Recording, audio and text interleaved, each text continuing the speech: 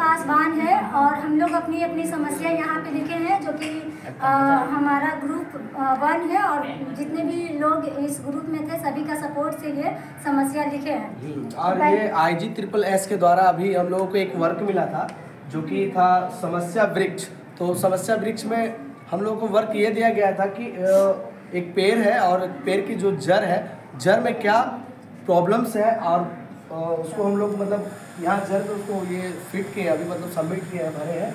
और जो उनके पत्ते हैं उसमें हम लोग उससे क्या समस्या उत्पन्न हो रही है उसके बारे में हम लोगों को लिखना था। तो वो हम लोगों ने अभी लिख कर रेडी किया। वो कुछ खास तो है नहीं, लेकिन चलिए हम लोग आगे की ओर चलते हैं। तो रिया बताएगी आपको।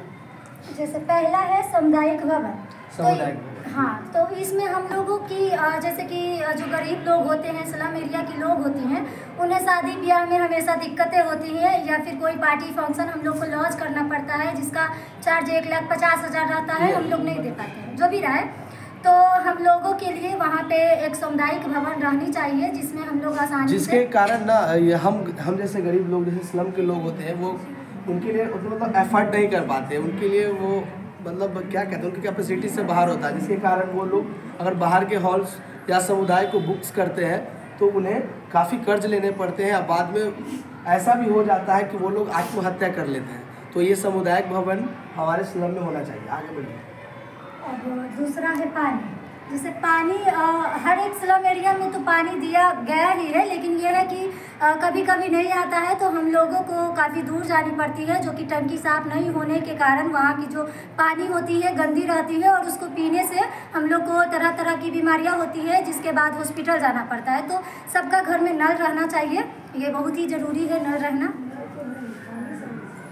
तीसरा है विद्यालय। जैसे कि स्कूल दूर होने के कारण सड़क पार करना पड़ता है, जो कि हम लोग तो पार कर लेते हैं, लेकिन जो छोटे बच्चे रहते हैं, पहला दूसरा तीसरा, वो लोग को काफ़ी समस्या होती है और कभी कभी एक्सीडेंट भी हो जाता है, जो कि वो लोग किसी का मौत भी हो जाता है। मतलब इनका कहना ये था, ज़रूरी नहीं है कि हमारे स्लम में ही स्कूल हो, वो थोड़ा पास हो और थोड़ा ऐसे जगह पे हो जहाँ पर छोटे बच्चे भी जा सके या फिर बड़े बच्चे भी। ज़रूरी नहीं है कि छोटे बच्चों का ही एक्सीडेंट होता है रिया जी, बड़े बच्चों का भी होता है। तो इसमें ज़्यादातर देखा जाता है कि लोग आज भी एक्सीडेंट से ज़्यादा ही लोग मर रहे हैं। ये आंकड़ा भी आप लोगों को पता होगा, देखा गया है। तो आगे बढ़िए आप। अब है कूड़ा। जैसे कि तो रिया एक मिनट कोई और बोलिए, किसी और को दीजिए आप बोलिए, फिर बाकी हम हैं पीछे से। कौन सा रह गया? कूड़ा कचरा का अभी भी हमारे देश में बहुत ज़्यादा डस्टबिन नहीं रखा गया है, जिसके कारण कूड़ा कचरा लोग सड़क पे इधर उधर कहीं भी फेंक देते हैं, जिसके कारण बहुत सारी बीमारियां होती है, जैसे डेंगू, मलेरिया आदि बहुत सारी वो है बीमारियां हैं। लेकिन अभी तक डस्टबिन बहुत ज़्यादा, जैसे इनका कहना ये था देश में तो डस्टबिन मिला है, लेकिन जैसे कि इन लोगों का कहना है कि जहाँ जिस स्लम से ये आ गया, आप कौन से स्लम से हो?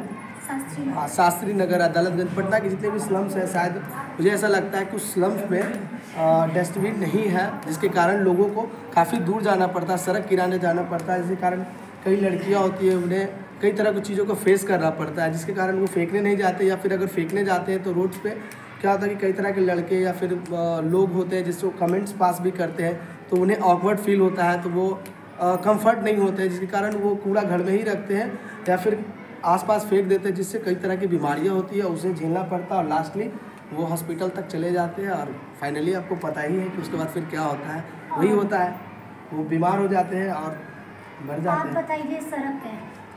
सड़क पे जैसे कि हमारे यहाँ जो बस्ती में हम रहते हैं, वहाँ पे टूटा फूटा सड़क है, जैसे कि बच्चे बूढ़े गिर जाते हैं और एक्सीडेंट भी हो जाते हैं। तो यही होता है सड़क टूटने से। सड़क टूटने से एक्सीडेंट होता है। ठीक है। बिजली और कोई बोलिए, कोई भी बोलिए, आपको बोलना था ना, बोलिए, हम कर लेंगे यार। बिजली ना होने से हम लोग नहीं पढ़ पाते हैं, नहीं कुछ काम कर पाते हैं, कीड़ा मकोड़ा ये सब भी काट सकता है बिजली ना होने से। अंधेरे में हम लोग पढ़ाई करते हैं, कभी आता है कभी नहीं आता।